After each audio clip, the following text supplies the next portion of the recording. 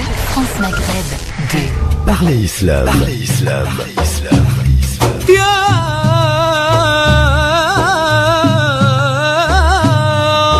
Parlez Islam pour répondre à vos questions, vos interrogations et vos doutes dans la mesure du possible en direct live. Parlez Islam, une émission dirigée et animée par le professeur Sami Abdessalam. Parlez Islam pour mieux le vivre dans notre société. Salam alaikum, bonsoir à tous, merci d'être avec nous sur France Maghreb 2. Oui, vous n'avez pas l'habitude de m'entendre à cette heure-ci, mais c'est pour une émission spéciale en compagnie de celui, en l'occurrence, que vous avez l'habitude d'entendre à cette heure-ci, qui anime depuis maintenant plusieurs années l'émission Parlez Islam, le professeur Sami Abdessalam. Bonsoir. Bonsoir Christophe, salam alaikum wa rahmatullahi wa barakatuh. Je disais émission spéciale parce que j'ai tenu, cher Sami, à ce que vous m'expliquiez en même temps auprès des auditrices auditeurs de comment se passe le Hajj, parce que je dois vous le dire de but en blanc, je n'y connais rien. Alors, je vais me placer dans la peau de quelqu'un qui s'apprête ou qui a l'intention en tout cas de partir au Hajj, et j'ai besoin de votre connaissance, cher Sami, cher professeur, pour que vous m'expliquiez un petit peu comment ça va se passer. D'abord, en premier lieu, pour choisir, j'allais dire, la bonne formule, le départ, pour me rassurer, je dois faire quel type de démarche auprès des agences pour me rassurer, parce qu'on sait qu'il y a eu des abus, Sami. Oui, effectivement. En fait, merci pour cette invitation. Et moi, merci de penser surtout à nos chers pèlerins, que je rappelle, en France, il y a plus que 25 000 pèlerins quand même qui partent, qui se dirigent, qui prennent comme destination la Mecque et le grand pèlerinage chaque année. C'est énorme, le nombre est énorme.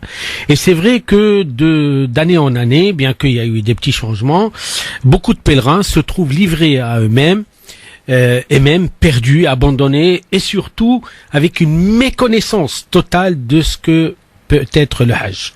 Donc, pour répondre à ta question, je crois que la première des choses, d'abord, c'est de savoir avec qui on va partir et avec quelles conditions. Sachant que aujourd'hui, on a beaucoup d'agences de voyage, pèlerinage en particulier, et surtout depuis 3-4 ans, si je me trompe pas du tout, il y a aussi cette nouvelle formule du net, Hajj du net. Ça veut dire que les gens ils partent à partir non pas en contact direct avec les responsables de l'agence, mais par le biais du net. Alors là, ça complique malheureusement un peu les choses, puisque déjà le fait d'aller voir l'agence et de contacter les responsables, je rappelle que quand même, en Arabie Saoudite, les autorités saoudiennes reconnaissent comme responsable du pèlerinage que l'agence. Ça veut dire que moi, en tant qu'individu, si je débarque sans qu'il y ait un attache direct ou indirect avec une agence, je ne pourrai jamais entrer en Arabie Saoudite pour faire le grand pèlerinage. D'accord. Donc première chose, en fait, dans ce que vous nous dites, c'est d'éviter ce type de prestations et de préférer une agence physique, là où on se rend. D'accord. Une fois qu'on a trouvé son agence, comment fait-on pour se rassurer sur le sérieux et de se rassurer sur le fait que ce Hajj va bien se passer avec une équipe encadrée, etc. Quelles sont les petites choses qu'il faut qui nous mettent la puce à l'oreille, j'ai envie de dire. Effectivement, en fait, il y a deux pistes, disons. La première piste, d'abord, je crois que la première des choses à faire, même si on lit pas, même si on n'écrit pas, même si on sait pas, on peut demander de l'aide auprès des personnes qu'on connaît, nos enfants, etc. Si jamais il s'agit de personnes âgées, c'est qu'il y a un répertoire aujourd'hui qui existe sur le site du ministère du Hajj pour dire que cette agence est agréée ou pas. D'accord. Première chose, il faut d'abord se rassurer sur le fait qu'elle soit agréée ou pas. Ah oui, ça c'est très important, parce que nous avons la certitude que dans les années précédentes, il y a eu des agences qui n'ont pas été agréées, qui ont vendu du Hajj. Incroyable. Donc voilà, les gens ils sont retrouvés avec sans visa. Je crois que c'est très important.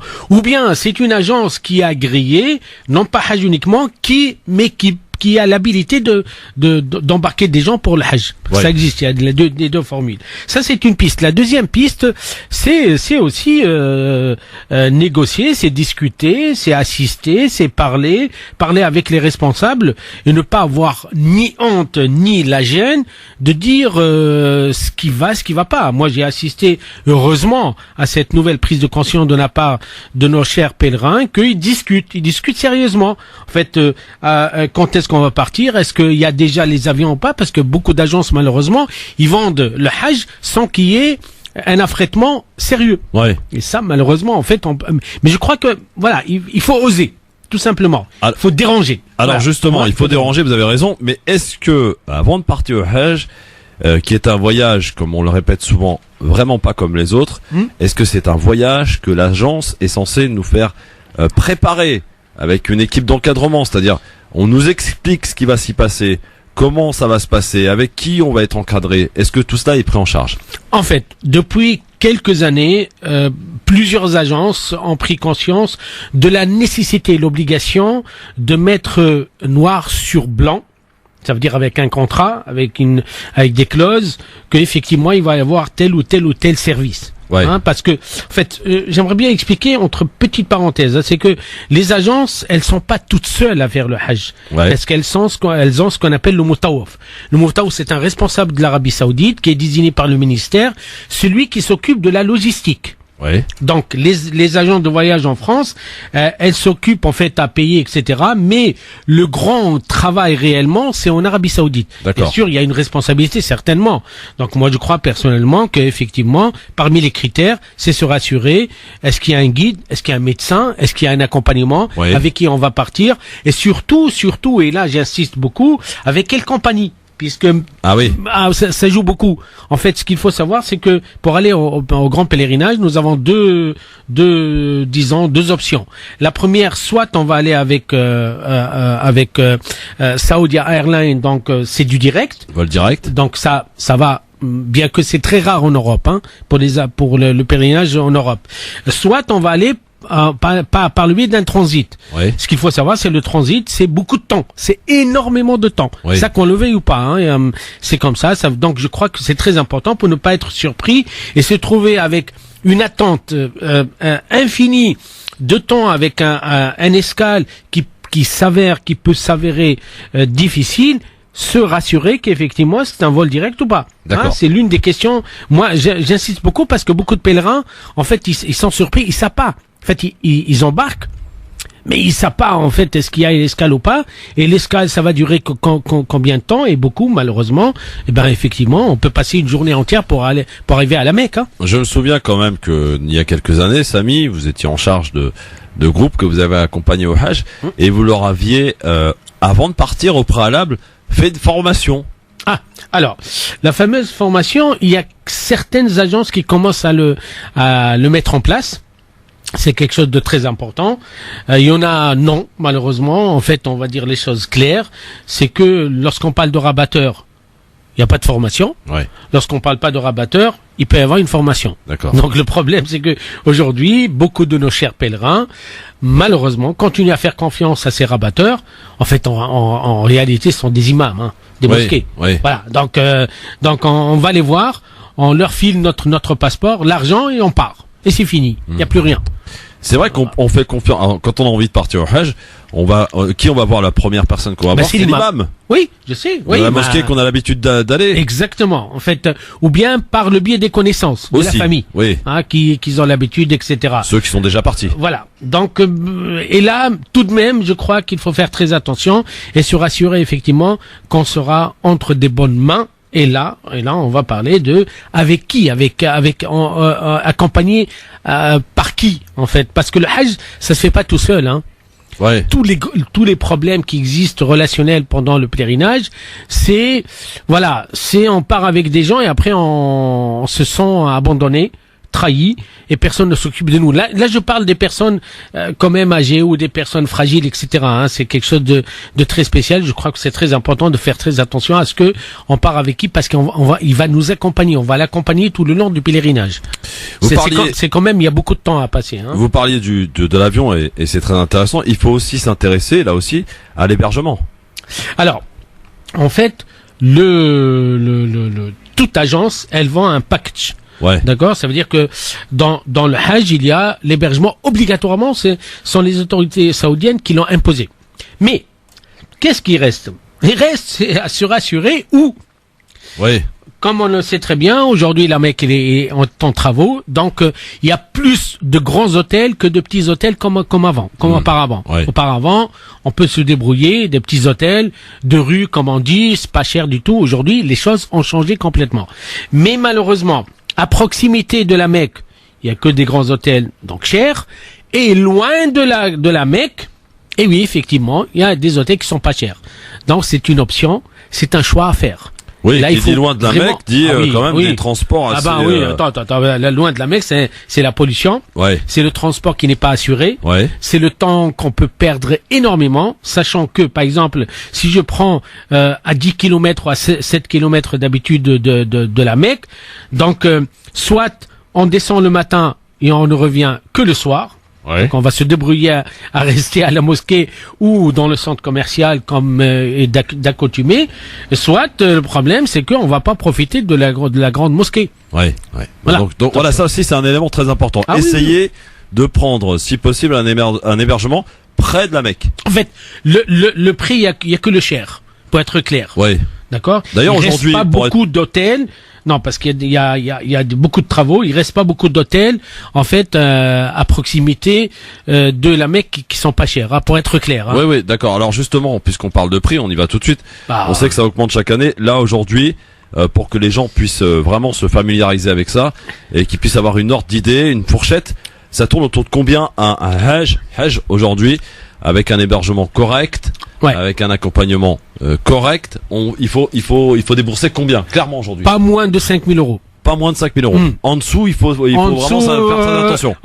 En dessous, c'est qu'on prend tous les risques. D'accord. Je dis bien tous les risques. Oui, oui, bien sûr. Y compris, en fait, l'éloignement excessif, hein. Là où, par exemple, il y a 2 années où j'étais, pour te dire, Christophe, pour trouver déjà un taxi, etc., en fait, ça coûte, en fait, le triple d'un taxi normal ici. Ah oui, d'accord. Ouais, parce que là-bas, Voilà, autre tout le chose monde en sinon profite. à prendre en compte avant de partir, Samy, on a parlé de l'avion, on a parlé du personnel L'agence, accompagnant, ouais. on a parlé de l'hébergement. Est-ce qu'il y a autre chose qu'il faut peut-être signaler et indiquer à nos auditrices, auditeurs, futurs pèlerins? Alors, il faut savoir d'abord par où on va commencer dans le grand pèlerinage. Oui, Parce qu'il y a 2 destinations. Oui. Soit on va partir à Médine. oui, Dans ce cas-là, on est tranquille. oui, On n'a même pas besoin de ramener avec nous l'habit de l'ihram. On va D'accord. l'acheter sur place. oui, Et c'est plus simple. d'accord. Soit on va directement à la Mecque. Oui, Donc à l'aéroport de Jeddah, vers la Mecque directement. Et là, il faut faire très attention. C'est l'erreur fatale de beaucoup de pèlerins. Il faut avoir son ihram avec lui et non pas en soute. ah oui. Il faut l'embarquer avec lui. Mais bien Pourquoi sûr. Pourquoi, Parce que- Samy? parce que il faut le mettre en trajet. D'accord. Pendant le trajet. Soit en escale, soit à l'aéroport de Jeddah. Si on va à Médine, c'est pas la peine. Ah bah à Médine, ça sert à rien. En fait, à Médine, on n'a pas besoin d'entrer à Médine avec un habit de ihram. Ouais. Là, c'est plus facile. Voilà, on est en état normal, etc.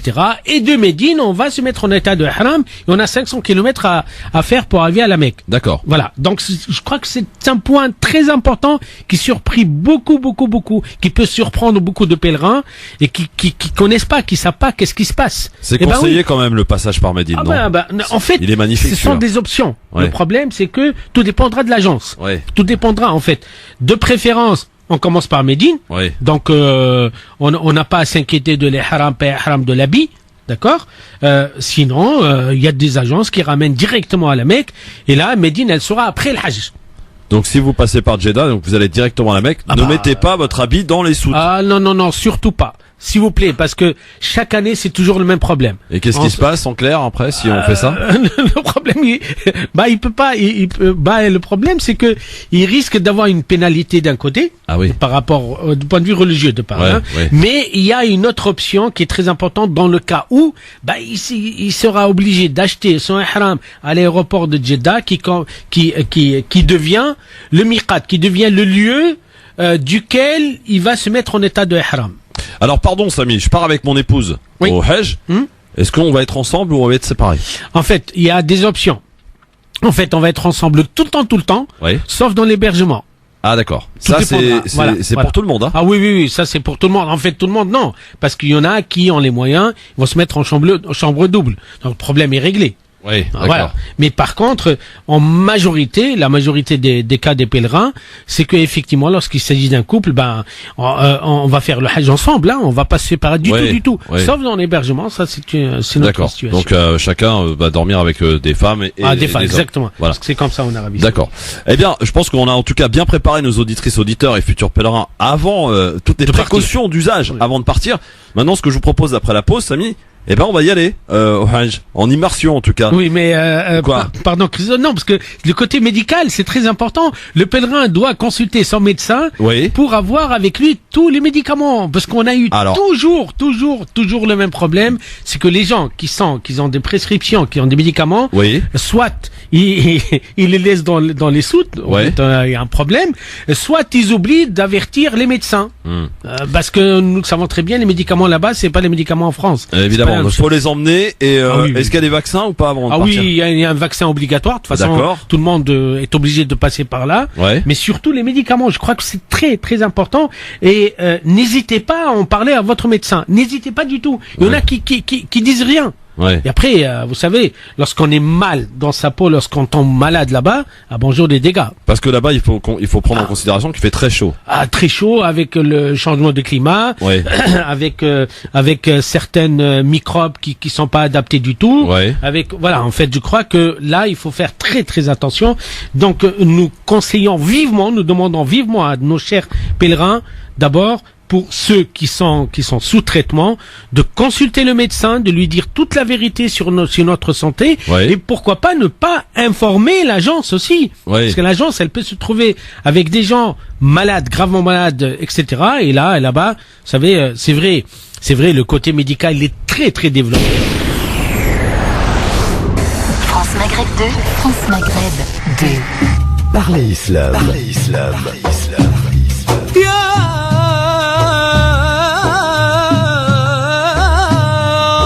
Parlez Islam pour répondre à vos questions, vos interrogations et vos doutes dans la mesure du possible en direct live. Parlez Islam, une émission dirigée et animée par le professeur Sami Abdessalam. Parlez Islam pour mieux le vivre dans notre société. De retour sur France Maghreb 2 avec le professeur Sami Abdessalam dans cette émission spéciale Parlez Islam consacrée au Hajj. Dans cette première partie et auparavant et avant la pub, nous avons avec le professeur passé en revue toutes les choses qu'il faut prendre en considération, histoire de se rassurer avant de partir au Hajj, parce que le Hajj, Sami, rappelons-le, c'est un voyage qui se prépare en amont, qui nécessite une préparation.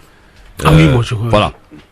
Oui, effectivement, je crois qu'aujourd'hui, heureusement, il y a une prise de conscience que le Hajj, ce n'est pas juste acheter un billet, ce n'est pas juste choisir une agence, ce n'est pas juste un désir pour le Hajj. C'est aussi une préparation sérieuse. Sur tous les plans, hein. Sur tous les plans. C'est-à-dire médical, physique, psychique, relationnel, ne pas oublier etc. les médicaments. L'avion, on rappelle, si vous avez l'option qui est très rare mais qui existe, vol direct par la compagnie saoudienne. Et vous avez donc l'option escale, il faut se rassurer au préalable parce que ça peut durer longtemps.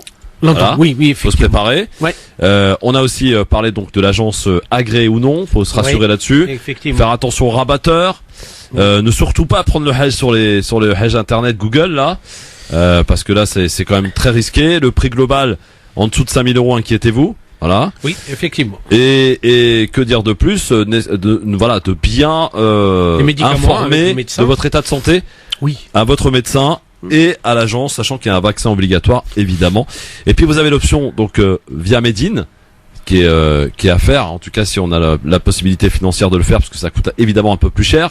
Et là, pas la peine de se préoccuper de son habit. En l'occurrence, si vous passez par Jeddah, Sami vous le rappelle, ne mettez surtout pas l'habit en soute, parce que ça peut causer des problèmes. Alors, effectivement, il faut vraiment l'avoir sur soi. Sur soi, oui. En fait, c'est dans l'avion, parce que il y en a. Alors là, c'est un petit problème. Moi, je déconseille complètement. Vous n'êtes pas obligé de mettre votre haram dans l'avion. Parce que nous assistons chaque année des pèlerins qui s'excitent. D'accord. Oui. Et qui forcent les choses. Alors que l'avion, il n'y a pas que des pèlerins, il y a autres personnes, voyageurs, etc. Donc, et c'est comment ça très se passe, gênant. Sami, comment je le fais? Comment je le mets? Et qu'est-ce qu'il faut dire? Est-ce qu'il y a une formule? Oui. Alors là, on va entrer dans l'essentiel. Là. Oui, Parce que là, on tu y va poses- alors, Samy, on y va. Si vous le voulez bien, moi je suis pressé d'y aller là. Alors, ce qui est sûr et certain, c'est que personne ne peut entrer à la Mecque Ouais. sans qu'il soit en état de ihram. D'accord. Sans qu'il soit en état de ihram, ça veut dire que c'est un habit pour les hommes particuliers, Oui. et pour la femme, elle garde ses habits et tout se passe dans sa tête. D'accord. Ça veut dire que l'ihram, c'est l'entrée avec une intention de faire le hajj selon les prescriptions, les conditions du prophète Mohammed alayhi salatu wassalam. D'accord. C'est ça, ce qu'on appelle l'ihram. Mais D'accord. on met pas C'est l'habit entrer tout dans seul, un il y a une état, formule. dans un état d'interdit en fait. En réalité, alors pour les hommes. C'est vrai qu'il y a un petit exercice à faire. C'est comme si on va au hammam en fait, exactement pareil. Donc D'accord. on va en mettre deux tissus, d'accord, un en dessous, l'autre au-dessus, Ouais. autour de son corps. Ouais. C'est vrai pour les personnes qui sont pas habituées, c'est très gênant. Ouais. C'est vraiment très gênant puisque l'homme doit être à poil complètement. En fait, Ah oui. oui, c'est interdit de mettre en fait les slips, les sous-vêtements. C'est interdit formellement. D'accord. Ouais, il faut le mettre en fait sur un corps nu. Complètement nu. D'accord. Hein, comme oui, comme si. Oui. C'est pour ça que vous disiez que c'est compliqué de se faire ça dans l'avion. On fait comment? En fait, le problème dans l'avion, d'abord, les toilettes, c'est pas C'est très tout petit. confortable. Ouais. Voilà. Il y a une gêne terrible. Il y Bien en a sûr. beaucoup qui abusent complètement. Alors, ils font l'oudou dans les toilettes de l'avion. Je te dis pas. oui. En fait, oui. On a assisté à des scènes Incroyable. très malheureuses. Alors qu'en réalité, on peut le faire soit pendant l'escale. Ouais. Et là, les aéroports sont équipés. Ils sont bien équipés, oui. On le sait très bien, d'accord. Je prends l'Égypte, je sais pas, même en Chypre, parce qu'on a testé et ça a très bien marché. Ouais. En Turquie, etc. En fait, ça ne posera pas de problème puisque il y a 10 millions de pèlerins qui vont se retrouver. Donc D'accord. c'est pratique en fait. Oui, en oui, réalité. bien sûr. D'accord. Et dans les pires des cas, on va le mettre lorsqu'on se trouve à l'aéroport de Jeddah. Oui. Hein, là où on va attendre les bus pour aller à la Mecque. Oui. Sachant que Ça entre peut durer Jeddah longtemps, et d'ailleurs, la Mecque, alors si à ma grande surprise l'année dernière, Ouais. il y a une évolution exceptionnelle, extraordinaire, c'est que il y a pas beaucoup d'attente. D'accord. Contrairement aux années précédentes. Oui, parce que En fait, vous avez parlé les- des fois de 10 heures d'attente. Voilà, les autorités saoudiennes ont pris leur disposition à ce que vraiment on ne laisse pas longtemps attendre. Et ça, c'est un exploit, c'est quelque chose d'exceptionnel que j'ai beaucoup aimé l'année dernière. Alors cet habit dont on parlait là, on le Oui. garde tout au long du Hajj? Alors, cet habit, tout d'abord, il va annoncer Oui. le début de l'entrée dans le pèlerinage. D'accord. Un. Deuxièmement, je crois que c'est important de rappeler nos chers pèlerins, pour les hommes comme pour les femmes, il faut avoir un état de purification majeur, sur tous les plans. C'est-à-dire? D'accord, avec les grandes ablutions, D'accord. et avec en fait aussi raser ses aisselles, Ouais. les parties intimes, Ouais. tout. En fait, Tout. vraiment, il faut être vraiment propre, nettoyé à fond. Ouais. Ça, c'est quelque chose couper les ongles, D'accord. c'est très important, puisque pendant le pèlerinage en état de haram, on n'a pas le droit de couper les ongles. On n'a pas le D'accord. droit, c'est Ouais. interdit. D'accord. D'accord. Voilà, en fait, c'est vraiment se préparer, sachant qu'en état de haram pour les hommes, lorsqu'on est en état de haram, on met cet habit, on n'a plus le droit de rien mettre sur la tête, ni chapeau, ni rien du tout. D'accord. Ah, donc voilà, en fait, bien sûr, on peut utiliser là-bas en Arabie Saoudite un parapluie un peu spécial, mais bon, pour que les choses soient très claires. Et cet état de haram nous interdit beaucoup de choses. Ah oui? Ah oui, ça c'est comme ça. Hein, c'est la loi, disons. Hein, c'est que ça nous interdit d'abord de nous couvrir la tête. Oui. Ça c'est quelque chose qu'il faut bien le dire. L'état de ihram aussi, ça nous interdit de se parfumer. D'accord. Ça c'est interdit complètement. Même les déodorants. Hein. Déodorant? Ah non oui, plus. oui, D'accord. c'est interdit. Oui. D'accord, voilà. Mais sinon, nous avons tout à fait le droit de refaire notre ablution. On n'a plus le droit d'utiliser le shampoing. Oui. On n'a plus le droit d'utiliser le savon. D'accord. En fait, voilà, c'est un peu se mettre dans un état de renoncement D'accord. total, Ouais, ouais, hein, j'ai bien tout ce qui est vie. Voilà. Donc le pèlerin homme, il va se mettre dans un habit un peu spécial, c'est l'habit de l'ihram. Ouais. Mais la femme, elle garde tout. Par contre, la femme, même si elle garde ses habits, elle n'a pas le droit de mettre ni shampoing, Oui. utiliser ni shampoing, ni savon, ni aussi parfum. Ni parfum. Ah, il faut faire très attention. D'accord. D'accord. Oui. C'est quelque chose de très important. Bien sûr, elle couvre ses cheveux, c'est tout à fait normal. D'accord. Voilà. Donc Bon. je crois que alors il y a un point très important. Beaucoup se demandent mais à partir de quel endroit on se met en état de ihram. Oui. En fait, en réalité, on n'a pas beaucoup de choix, nous, les Européens. Ouais. Hein, soit mettre cet habit pendant l'escale ou bien à l'aéroport de Jeddah, mais attention, ça veut dire que à partir du moment où on met l'habit de l'ihram, Oui. on se considère dans le hajj. D'accord. Sauf en escale, on se considère dans l'état de ihram et de l'hajj qu'à partir du moment où les pilotes ou bien le personnel de l'avion nous annoncent que nous entrons dans la zone de l'miqat. D'accord. La zone limite, disons. Hein, Oui, c'est oui. comme ça que ça se passe. Donc, à partir de là, le pèlerin, hommes et femmes, sont obligés d'invoquer ou de prononcer une formule Oui. très magique. Oui. Hein? Labbaik Allahumma labbaik, labbaik la sharika laka labbaik, inna alhamda wa ni'mata laka wal mulk, la sharika lak. Et là, on répète sans cesse, à voix haute, à voix basse, ensemble, individuellement. Et là, c'est la responsabilité de l'agence ou le guide, hein, c'est lui qui va animer, c'est lui qui va rappeler à chaque fois. Attention, on est en temps de haram, donc faites la talbiya, qui signifie tout simplement, oh Dieu, je suis venu vers toi, tu m'as appelé, me voici présent à ton pèlerinage et je m'impose de respecter les prescriptions du Hajj. C'est ça en fait. Très bien. Bon, alors ça c'est très important à savoir évidemment. Le temps passe très vite, il faut qu'on avance, chers amis. Donc on arrive à Jeddah, on prend le bus, Ouais. on va se familiariser, j'allais dire, avec son hébergement. Je pense tout de suite. Alors oui, s'il vous plaît, beaucoup de patience. Il y a des millions de pèlerins dans n'importe quel hôtel. On sera pas seul, Ouais. d'accord? Ouais. Donc patienter pour avoir les badges, pour avoir les clés, pour avoir le numéro de ça la peut chambre, être long, ça peut être etc. très long. Ça va être très long. Non, parce que les gens, ils piquent des crises, ils paniquent. Les gens, nous comprenons très bien qu'ils soient fatigués. Ça, on a très bien compris. Mais surtout, patienter, attendez, parce que l'organisation n'est pas toujours au top, etc. Donc voilà. Mais supposons que nous sommes entrés dans nos chambres, chacun là, il a pris. Moi, je préconise, je conseille à ce que on va se reposer. Ouais. On a le droit de reprendre une douche, Ouais. d'accord. Ouais. Surtout, en fait, voilà, se reposer parce qu'on va attaquer le premier pilier du Hajj, Ah. qui est l'Umrah. Ouais. En fait, le Hajj, il est composé de deux choses. Ouais. Il y a une Umrah, Ouais. petit pèlerinage, et le grand pèlerinage. Ouais. Donc, en arrivant, le groupe, il va se diriger vers la Kaaba. D'accord. Et là, on va entrer dans l'essentiel.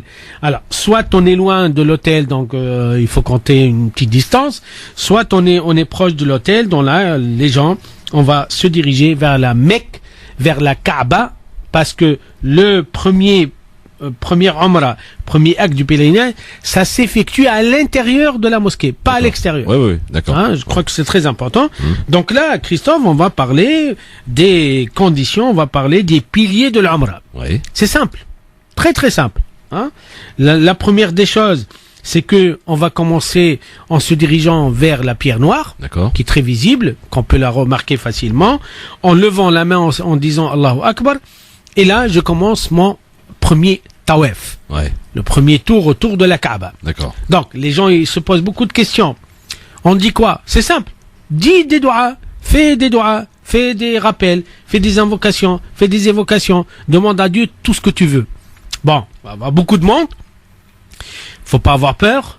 Hein, ça, c'est l'agence qui doit organiser tout ça. C'est vrai, on peut se perdre, c'est vrai, on peut ralentir le groupe, c'est vrai qu'on peut être perturbé, c'est tout à fait normal. On va être bousculé, on va même être frappé, etc. Ça fait partie. Ah oui, frappé. Ah bah attends, ça fait partie des conditions du. Tu sais, il y a 1 million autour de la Kaaba où.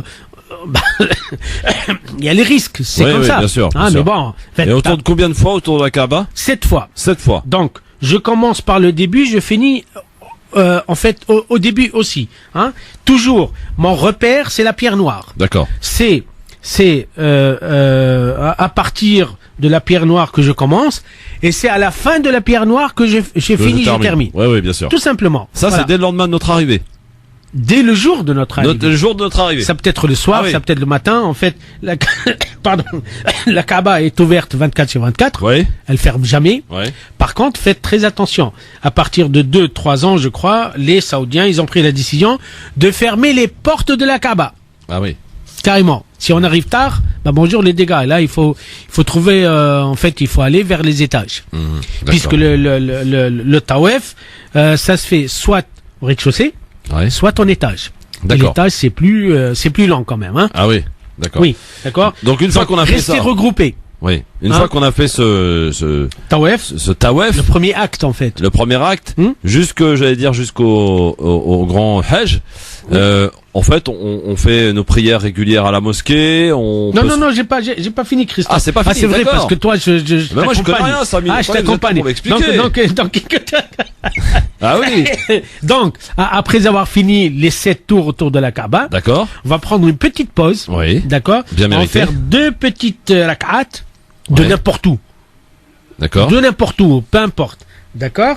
Et après, on va faire le deuxième pilier de l'Umrah qui est l'allée entre Safa et le Marwa. Les 2 petites collines, 2 petites montagnes. Oui. D'accord. Toujours en état de ihram, mais on va se reposer. C'est loin de la Mecque? Non, c'est collé en fait. Ouais. En fait, il y a 2 bâtiments. On y va à pied alors? Oui, 2 bâtiments. En fait, entre les 2, il y a quoi? Il y a même pas 100 mètres d'accord. maximum, quoi. Même et ça pas. aussi le jour même? Ah oui, c'est là, je fais mon Umrah. D'accord. La Umrah, elle est composée de 7 tours autour de la Kaaba. D'accord. Et de 7 allers-retours entre Safa et le Marwa. D'accord. Tout simplement. Très bien. Alors, ce qui est bien à savoir, à connaître, parce que ça cause des problèmes à beaucoup de pèlerins, c'est que pour le tawaf, je dois être toujours en état d'ablution. D'accord. Si je perds mes ablutions, il y a un petit problème à régler. Là, il faut pas hésiter à indiquer, à informer le guide pour lui dire, voilà, j'ai perdu mes ablutions, comment je dois faire. Par contre, entre Safa et le Marwa, peu importe qu'on soit en état d'ablution ou pas. D'accord, c'est une pas facilité. Bon, d'accord. Ah oui, c'est pas une condition. D'accord. D'accord. Pareil. Qu'est-ce qu'on dit? On dit des doigts. On dit ce qu'on veut. Alors, lorsqu'on finit, on commence par Inna Safa wal Marwa, donc par Safa on finit par le Marwa. Ouais. 1 fois, 2 fois, 3 fois, 4 fois, 5 fois, 6 fois, 7 fois. D'accord. On commence par Safa, on finit par le Marwa. Ce qui est normal, ce qui est logique. Ouais. D'accord. Ouais. Bon, c'est long. Je te cache pas. Ah oui, ça marche. Facilement, il y a 500 mètres, facilement. Ouais. Hein. Donc, mashallah, ouais. on va bien s'amuser. D'accord. Mais entre-temps, on peut boire de l'eau. On peut se reposer un peu. D'accord. Il n'y a aucun problème. Faites ça, voilà. D'accord. C'est très important. Attention, là, on a fini notre premier acte du Hajj qui est la Umrah. D'accord. Dans le Hajj. Ouais. C'est une Umrah dans le Hajj, parce que le Hajj n'a pas commencé encore. Oui, bien sûr. Oui. Hein? Oui. D'accord. Donc voilà. Et là, pour sortir de l'état de ihram, de l'habit, etc., on va soit se raser la tête, soit se couper les cheveux. D'accord. Et c'est pareil pour la femme et l'homme. Non, la femme, en fait, elle doit prendre une petite mèche. Ouais. Voilà. D'accord. C'est tout. Et là, on peut le faire soit à l'hôtel. Oui. En revenant dans notre chambre, soit on va se débrouiller parce qu'il y a beaucoup de coiffeurs, etc. Bah oui, j'imagine. Ouais.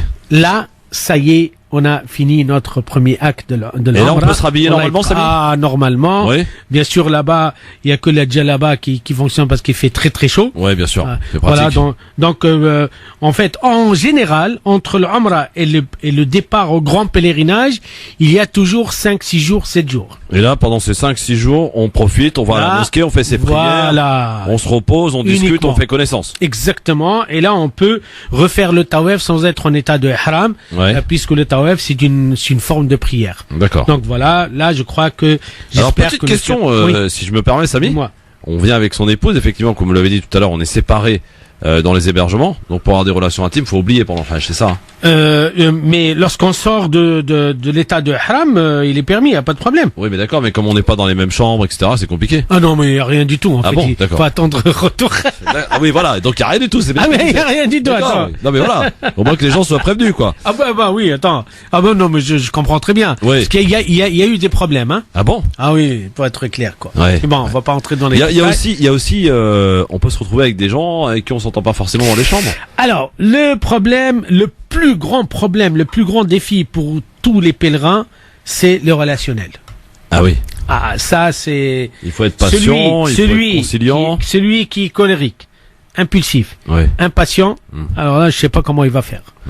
Parce que, on le sait tous, ça se vit en groupe, d'accord?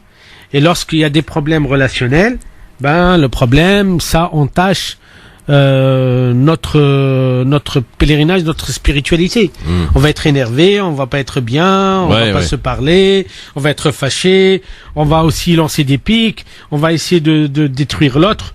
Malheureusement, c'est souvent ce qui se passe. Alors qu'en réalité, nous sommes dans un lieu sacré, il faut jamais l'oublier.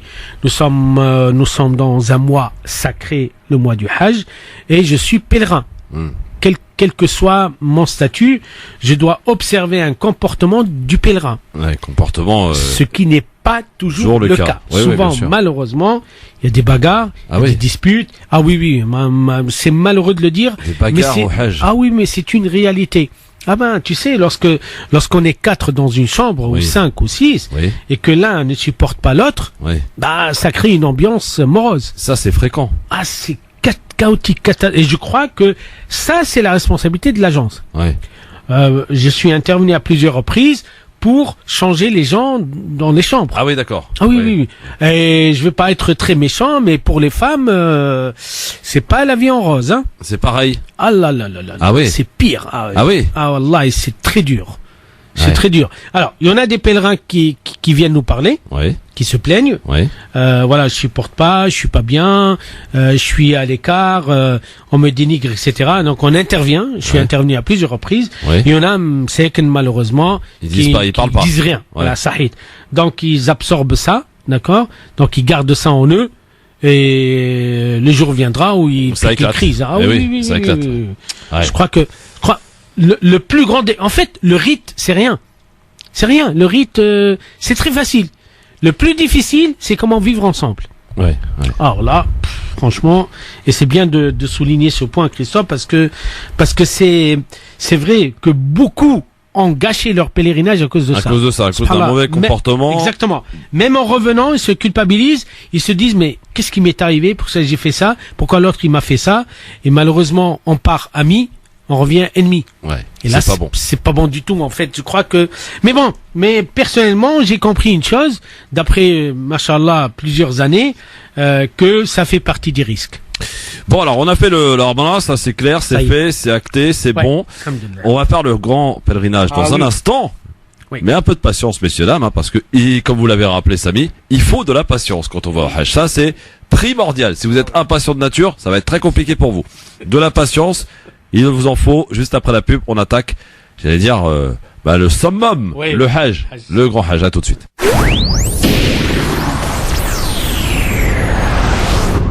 France Maghreb 2, France Maghreb 2. Parlez Islam.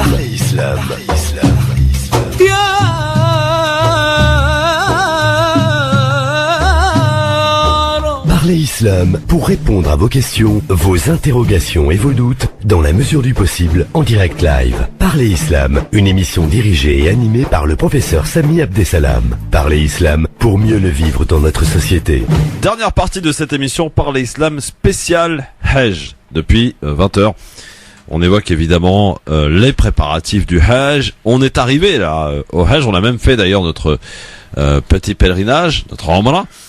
Et on a donné entre parenthèses quelques conseils, j'allais dire de vivre ensemble. De vivre ensemble, c'est ça. Au Hajj, il faut être patient, il faut essayer de vivre en communauté. C'est vrai que pour ceux notamment qui vivent seuls, c'est pas facile de se retrouver comme ça quand on vit seul tout le temps, à se retrouver avec des millions de personnes avec qui on doit cohabiter finalement. Et puisqu'on le rappelle, dans l'hébergement, hommes et femmes sont séparés. Voilà, c'est très important. Donc on a fait la Ramadan, on a expliqué comment ça se passait. Ensuite, en moyenne, en général, pour la version la plus courte, on a 5-6 jours de répit, de repos. 5-6 jours durant lesquels on profite pour aller d'abord faire ses prières régulières à la mosquée. C'est très important, du Fajr jusqu'à l'Aïcha. Et puis alors après vient le grand jour, Samy. Le grand jour, le départ pour le grand Hajj. Comment ça se passe, cher Samy, le matin du départ? Non, je rigole parce que ça m'a ramené à me souvenir de beaucoup de choses. C'est le jour le plus difficile pour tout le monde. Alors je m'explique. Tout d'abord, c'est le 8e jour de Al-Hajj, du mois de Al-Hajj. Ok? Donc, les gens, ils sont censés, je dis bien les pèlerins, tous les pèlerins sont censés de quitter la Mecque pour aller à Mina. Il y a, allez, on parle de 14 kilomètres. Il y a des Entre trains, les il deux. paraît maintenant? Ah oui, mais c'est pas pour nous. Ah bon? Non. D'accord. Voilà. Bref, d'accord? Oui. Donc, les agences de voyage sont censées ramener des bus Oui. pour faire déplacer des millions de pèlerins. Oui. Tout Donc, dépendra de l'agence. ça, Ok. ça occasionne un gros bazar. Voilà. Alors, tout déplacement là-bas, c'est très difficile. Oui. Puisque nous imaginons que on n'est pas seul Oui. et qu'il y a des millions de pèlerins qui doivent partir. Malgré les autorités, que les autorités saoudiennes ont mis en place un planning de départ, pour qu'il n'y ait pas un embouteillage, etc. Et pourtant, ça reste un moment très, très frustrant pour tout le monde. Pourquoi? Rappelons que nous sommes sortis de l'ihram. Ouais. On est d'accord? Oui, on est Puisque d'accord. on s'est désacralisé. Là, on va se sacraliser encore une fois. Ah oui. Donc, 8e jour, l'agence est censée informer les pèlerins pour leur dire attention, ce soir on va partir parce que d'habitude c'est le soir que les gens y partent. D'accord. C'est après la prière de l'Isha. Oui. Ok? Donc on va demander, imaginons j'ai 500 pèlerins dans mon agence, donc là je dois organiser tout cela. Parce que les toilettes doivent être occupées, les salles de bain, etc. Malgré le confort, hein? Oui. D'accord? Donc, je dois informer mes pèlerins que, attention, les bus, ils vont venir, donc tout le monde doit être prêt. Oui. Alors, là commencent les petits problèmes. Ah. De C'est quel que- type? Attends, je vais te dire. Tout d'abord, c'est comment s'organiser pour être en état de ihram. Oui. Hein? Dans les chambres, je parle, hein? Ouais. Parlons en groupe, là. Ok. Bon, admettons que nous sommes 4, 5 dans une chambre, on s'est mis d'accord. Toi, tu commences le premier, au deuxième, etc. Donc, ça va, alhamdoulilah. Bon, ok, Il y a d'accord. une organisation. On remet notre ihram. Ok? Un. Deuxièmement, les gens, ils ont l'habitude de ramener des tonnes de bagages, alors qu'en réalité, pour aller de la Mecque à Mina, on doit ramener que le nécessaire, le minimum. Ouais. Hein, avec bien sûr, pour ne pas oublier, les médicaments, c'est très Très important, oui. D'accord, Oui. c'est quelque chose de très important. En fait, pourquoi pas aussi, je conseille des fruits et légumes. D'accord, c'est juste pour voilà. Et pourquoi pas acheter de l'eau aussi. En fait, vous savez, parce que à Mina, il y a tout ce qu'il faut. Oui. Mais voilà, par précaution. Pourquoi pas ne pas avoir, parce qu'il fait très chaud, ne pas avoir une petite bouteille d'eau avec soi, etc. pour aller. Ouais. Hein. Ouais. Alors, après, c'est le problème du grand départ. Donc, nous avons la masse, la foule. Moi, chaque année, c'est toujours le même problème. Donc, je crois que c'est l'agence qui doit organiser à ce qu'on fait descendre des chambres, le premier groupe, deuxième groupe, troisième groupe, etc. Hein, mais sinon, parce que si on descend tous ensemble, alors là, on ne sait pas comment faire. Ouais. Il y a des agents, par exemple, qui ont préconisé les femmes en premier lieu, les hommes après. D'accord. Mais attends, Christophe, il y a un autre problème. Moi, je suis en couple. Oui. Je refuse de me séparer de ma femme. Oui. Et c'est toujours le même problème. Ah bah oui. Toujours le même problème. Oui. Non, je peux pas la quitter. Elle dit non, il est malade. Il faut que... Alors là, c'est le bazar total. Et c'est toujours, ça crée des tensions, ça crée des problèmes. Alors que c'est un détail, hein. Oui. Voilà, pour lui, il considère que tant qu'il n'est pas avec sa femme, c'est pas bon du tout. Mais alors Ouais. et alors, tu prends un autre bus, le deuxième, le troisième, et on y Vous va. allez vous retrouver là-bas, de toute façon. Ah oui, obligé. Voilà. Y a pas, mais bon, mais c'est une question de mentalité. Donc, le départ, ça se passe. Attention, lorsque je dis qu'on est réentré encore une fois dans l'état de sacralité, rebelote. Labbaik Allahumma labbaik, labbaik la sharika lak, labbaik. Innal hamda wa ni'mata lak wal mulk, la sharika lak. Et on y va, il faut le dire, c'est très important. N'allez pas le ventre creux, n'allez pas en étant en état de soif. Ouais. En fait, voilà, c'est une préparation. C'est une préparation en amont, Honnêtement. Hein, Ouais, voilà. on se là, ça y conditionne. est, c'est bon. Là, on va aller à Mina. On est dans le bus, Bon, là. on est dans le bus. T'as bien, on va arriver. Pareil, les problèmes qui vont commencer. Encore Non, que des je veux problèmes. pas être dans cette tente, je vais être dans notre. Et pourquoi tu m'as séparé de mon groupe, etc. Et là, il faut. Là, pour moi, c'est la responsabilité de l'agence et du pèlerin. Ouais. Supposons que tout va bien. Oui. Bon, là, on va s'installer. On va dormir cette nuit. Ouais. En état de haram. Attention. Le lendemain matin, Oui. après avoir fait la prière de l'Fajr, hop, on quitte Arafat. Ouais. Et là, ça commence le Hajj. Ah oui. Le Hajj, c'est le 9e jour. Là, on va tous se rencontrer, se retrouver. Ouais. 3-4 millions de personnes dans des tentes. En fait, c'est très particulier, Arafat. Hein, d'accord? Là aussi, il faut être patient. Ça dure une journée entière. Y a rien à faire. Rien à Entre faire. nous, wallah, y a pas de patience. Là, c'est cool. On va être, en attente totale. On va passer une journée entière. Ouais. On va manger, on va se nourrir, te boire, etc. Il y a tout ce qu'il faut. Voilà. Tu fais des doigts. Voilà. Tu es concentré sur toi-même. Ben, c'est tout le grand défi. C'est comment?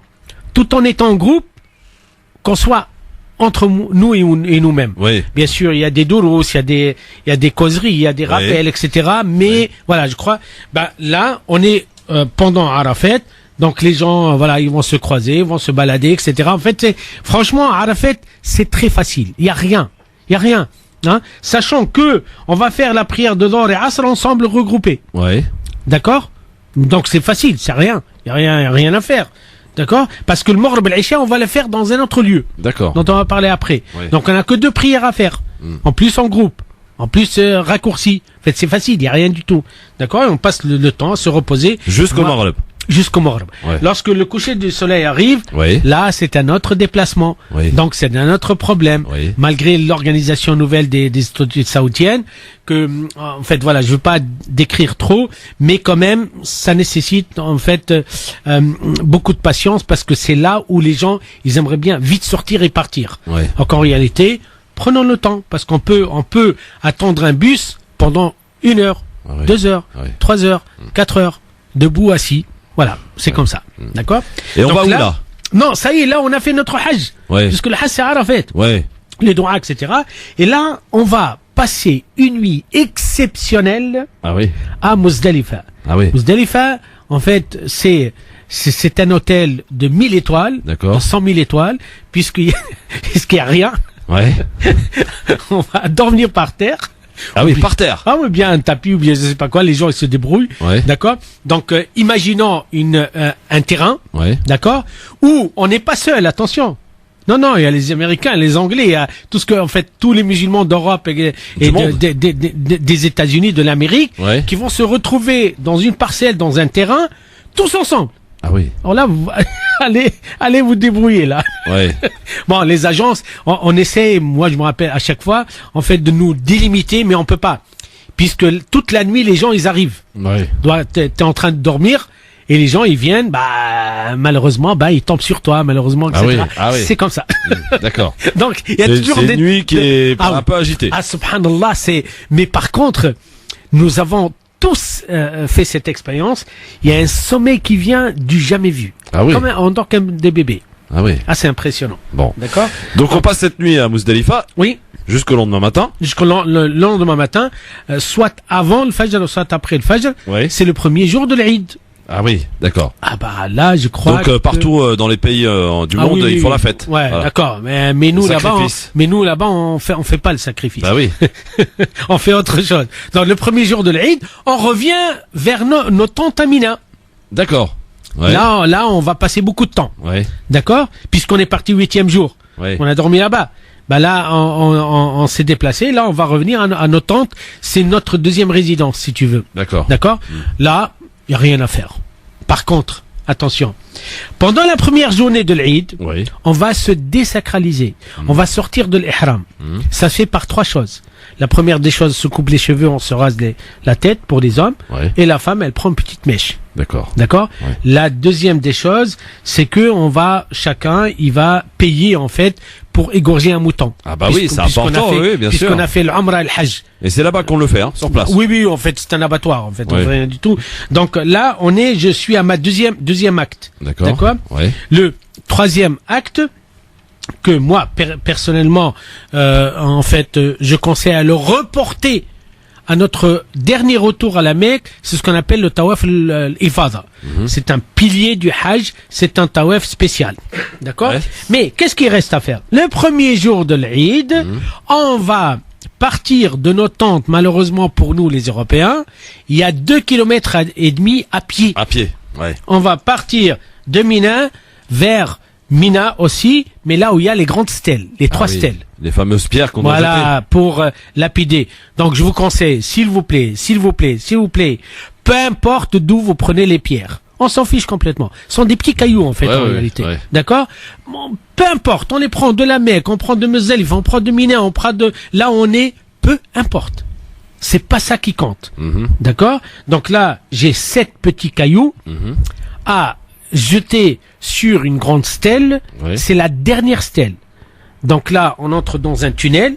Mhm. D'accord? Un grand tunnel. C'est énorme, hein? C'est un grand hangar. Ouais. Il y a 3 stèles. Je laisse la première.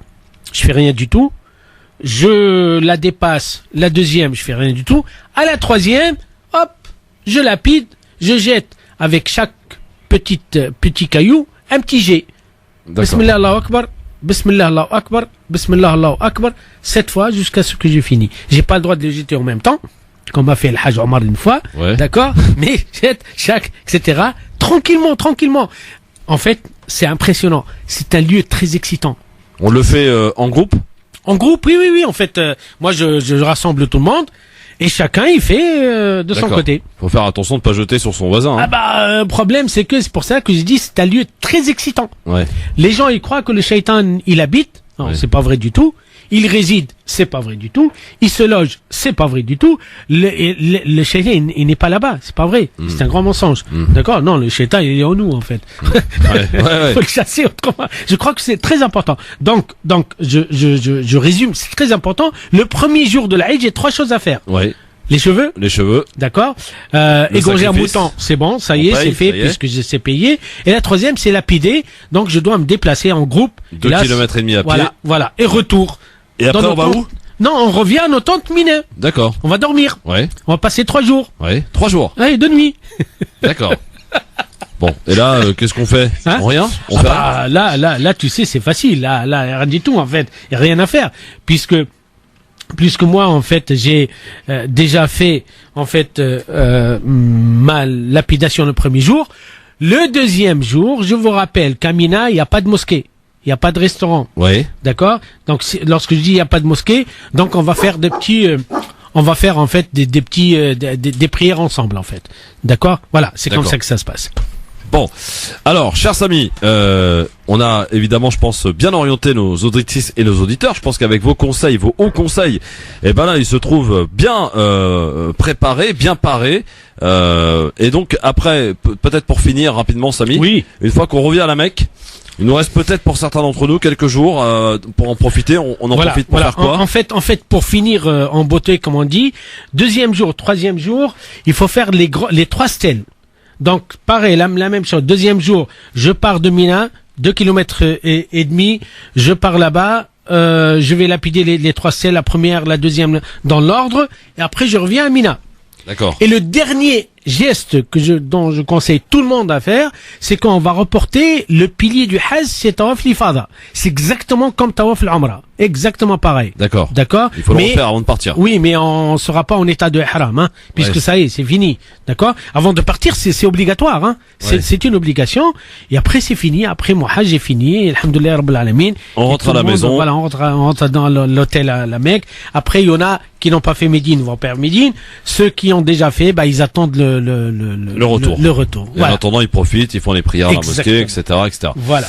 Bon, et bien voilà, on a fait le voyage. Dites donc, Samy, ça s'est bien Ah. passé finalement. Hein, on Alhamdoulilah. s'est bien Bah, entendu. j'espère. Ah oui, Oui, on a j'espère bien que- cohabité. Oui. Bon, très bien. C'est l'essentiel en tout cas. C'est de bien cohabiter aussi. Voilà. Voilà, c'est important. Voilà. Merci en tout cas, professeur Samy, pour ce De beau rien, voyage en Christophe. immersion dans le Hajj. Et on souhaite évidemment à tous les pèlerins Oui, qui vont Inch'Allah. partir d'ici 2 semaines à peu Inch'Allah. près, les premiers d'entre eux, Oui. un bon Hajj. Et en espérant qu'ils aient profité, écouté sans modération les conseils du professeur Samir Absdem pour que votre Hajj se passe du mieux possible. Patience.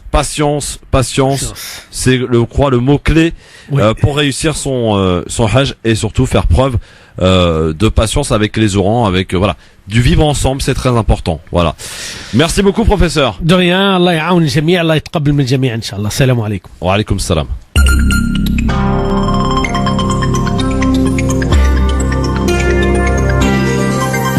France Maghreb 2, France Maghreb 2. Sur 99.4 FM, sur 99.4 FM à Metz et toute sa région.